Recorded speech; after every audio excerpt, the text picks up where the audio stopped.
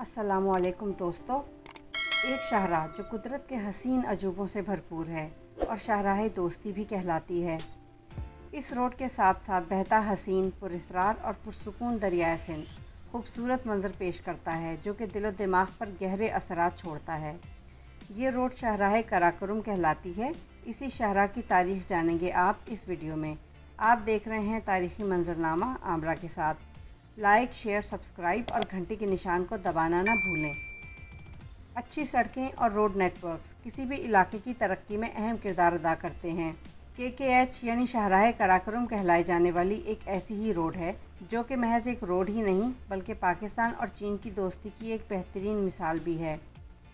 शाहराह कराकोरम, जिसे national highway 35 भी कहा जाता है, इस सड़क का पुराना नाम सिल्क रोड था यानी शाहराह रेशम, जो कि हसन अब्दाल से शुरू होती है और पंजाब, खैबर पख्तूनख्वा और गिलगित बल्तिस्तान से होती हुई खुंजराब पास पर चीन में दाखिल हो जाती है, जहां से इसे चाइना नेशनल हाईवे 314 का नाम दिया गया है। दुनिया के अजीम तरीन पहाड़ी सिलसिलों के दरमियान से गुजरती पाकिस्तान के शुमाली इलाके को चीन के सूबे सिंकियांग से मिलाने का ज़मीनी ज़रिया है।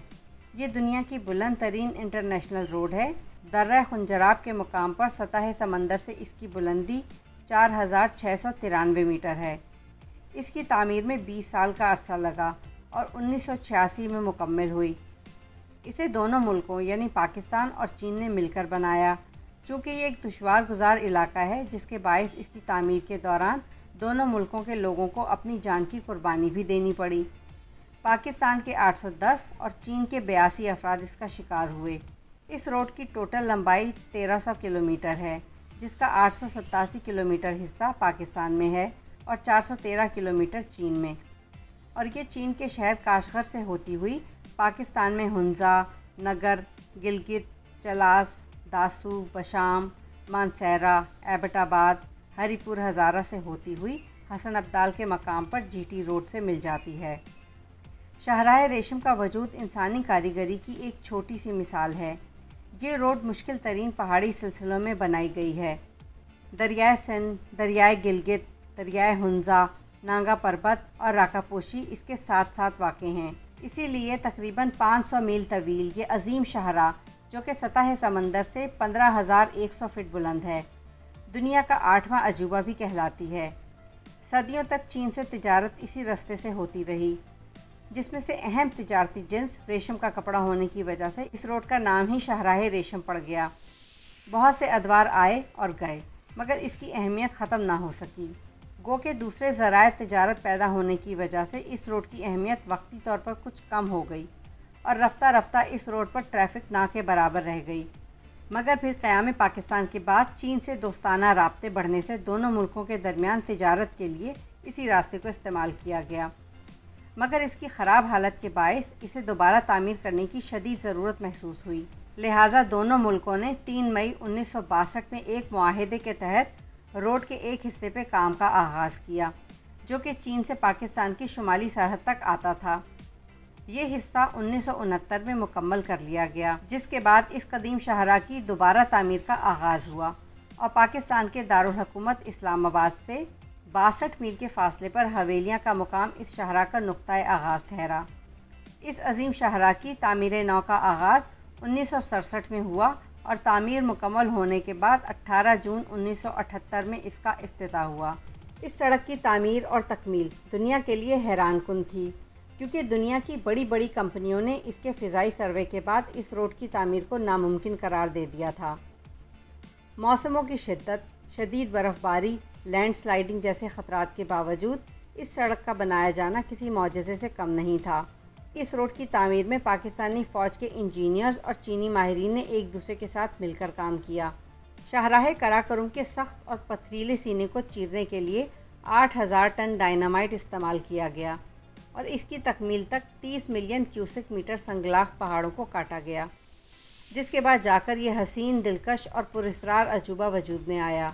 इस बलखाती शाहराह का नुक्ताए आगाज़ ज़िला हज़ारा है, जहाँ के हरे भरे नज़ारे और बारौनक वादियाँ था कोट तक आपका साथ देती हैं। था कोट से दरियाए सिंध बलखाता हुआ शाहराह कराकोरम के साथ साथ जगलूट तक चलता है, फिर स्कर्दू की तरफ मुड़ जाता है। تھا کوٹ کے بعد کوہستان کا علاقہ شروع ہو جاتا ہے، جہاں جگہ جگہ دور بلندیوں سے اترتی پانی کی ندیاں سفر کو یادگار اور دلچسپ بنانے میں اہم کردار ادا کرتی ہیں۔ کوہستان کے بعد چلاس کا علاقہ شروع ہوتا ہے، جو کہ سنگلاخ پہاڑوں پر مشتمل ہے۔ چلاس ضلع دیامیر کا ایک اہم علاقہ ہے۔ اس کو گلگت بلتستان کا دروازہ بھی کہا جاتا ہے۔ چلاس کے بعد شاہراہ قراقرم نانگا پربت کے گرد گھومنے لگ جاتی ہے اور پھر رائے کوٹ کا پل آ جاتا ہے۔ رائے کوٹ کے بعد نانگا پربت دریائے سندھ اور شاہراہ قراقرم کا ایک ایسا حسین امتزاج بنتا ہے کہ جو سیاحوں کو کچھ وقت کے لیے خاموش ہونے پر مجبور کر دیتا ہے۔ اس کے بعد گلگت ڈویژن کا آغاز ہو جاتا ہے، جس کے بعد پہلا اہم مقام جگلوٹ آتا ہے۔ جگلوٹ سے استور، دیوسائی اور سکرتو بلتستان کا رستہ جاتا ہے۔ جگلوٹ کی ایک نمایاں خصوصیت یہ بھی ہے کہ یہاں پر دنیا کے 3 عظیم ترین پہاڑی سلسلے کوہ ہمالیہ، کوہ ہندوکش اور کوہ قراقرم اکٹھے ہوتے ہیں، اور دنیا میں ایسا کوئی مقام نہیں کہ جہاں 3 بڑے پہاڑی سلسلے اکٹھے ہوتے ہوں۔ جگلوٹ کے بعد شمالی علاقہ جات کے صدر مقام گلگت شہر کا آغاز ہوتا ہے، جو تجارتی، سیاسی اور معاشرتی خصوصیات کے باعث نمایاں حیثیت رکھتا ہے۔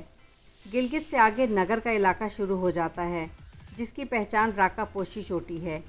اس خوبصورت اور عظیم چوٹی کا نظارہ شاہراہ قراقرم پر جگہ جگہ دیکھنے کو ملتا ہے۔ نگر اور ہنزا شاہراہ قراقرم کے دونوں سائٹس میں آباد ہیں۔ اسی مقام پر شاہراہ قراقرم کا حسن سیاحوں کو ایک پراسرار دنیا میں لے جاتا ہے۔ پاسو کونس کا مقام اس کی بہترین مثال ہے۔ ہنزا اور نگر کا علاقہ نہایت خوبصورتی کا حامل ہے۔ بلند چوٹیاں، گلیشیئرز، آبشاریں اور دریا اس علاقے کی خصوصیت ہیں۔ سست کے بعد شاہراہ قراقرم کا پاکستان میں آخری مقام خنجراب پاس آتا ہے۔ سست سے خنجراب پاس تک کا علاقہ بے آباد، دشوار پہاڑی سلسلوں اور مسلسل چڑھائی پر مشتمل ہے۔ خنجراب پاس پر شاہراہ قراقرم کی سطح سمندر سے اونچائی 4693 میٹر ہے۔ اسی بنا پر اس کو دنیا کی بلند ترین شاہراہ کہا جاتا ہے۔ اس سڑک پر آپ کو سرسبز پہاڑوں کے ساتھ ساتھ پتھریلے اور بنجر پہاڑی سلسلے اور دیو قامت برفانی چوٹیاں، دریاؤں کی بہتات، آبشاریں، چراگاہیں اور گلیشیئر سمیت ہر طرح کے جغرافیائی نظارے دیکھنے کو ملتے ہیں۔ شاہراہ قراقرم کے کنارے پاسو کے مقام پر واقع ایک انوکھا ریسٹورانٹ بھی موجود ہے کہ جہاں چکن، بیف یا مٹن نہیں بلکہ مقامی جانور یاک کا گوشت پکایا جاتا ہے۔ یہ ریسٹورانٹ سمندر سے تقریباً 15,000 فٹ کی بلندی پر واقع ہے۔ اس قومی شاہراہ 35 کو چین پاکستان اقتصادی راہداری منصوبے کا حصہ بھی قرار دیا گیا ہے، اور چین کی مدد سے یہاں 5 نئی سرنگیں کھودی گئی ہیں، جنہوں نے شاہراہ قراقرم پر سفر کو اور بھی آسان بنا دیا ہے۔ ان منصوبوں پر کام 2011 کے آخر میں شروع ہوا اور 2015 میں نئی سڑک کا افتتاح ہوا۔ شمالی علاقہ جات میں شاہراہ قراقرم کی تعمیر سے پہلے بھی یہی شاہراہ خطے میں چین کے ساتھ سیاسی، سماجی، کاروباری اور دیگر رابطوں کا بڑا ذریعہ ہوا کرتی تھی۔ اب بھی نئی ہزارہ ایکسپریس وے اور شاہراہ قراقرم کی کاروباری اہمیت صرف چین اور پاکستان کے مابین ہونے والی تجارت تک محدود نہیں، بلکہ شاہراہ قراقرم کی تعمیر نو کا سب سے زیادہ فائدہ یہاں کے مقامی رہائشیوں کو ہوا ہے۔ شاہراہ قراقرم کی توسیع اور بحالی اور خنجراب تک سڑک بننے کے بعد دور دراز علاقوں میں بسنے والوں کے لیے بھی مواقع پیدا ہوئے ہیں، اور اونچائی پر موجود آبادیوں کے لوگ، جنہیں پہلے روزی کمانے کے لیے دیگر علاقوں اور بڑے شہروں کا رخ کرنا پڑتا تھا، اب اپنے آبائی علاقوں ہی میں کاروبار جما رہے ہیں۔ 2015 کے بعد سے اس علاقے میں سیاحت بڑھنے سے بھی مقامی آبادی کے روزگار میں اضافہ ہوا ہے۔ تو کہیے دوستو، شاہراہ قراقرم کے بارے میں یہ ویڈیو کیسی لگی، اور یہ بھی کہ ان میں سے کون سی نئی معلومات آپ تک پہنچیں؟ اپنی قیمتی رائے کا اظہار نیچے دیے کامنٹ باکس میں کرنا نہ بھولیں۔ اللہ حافظ۔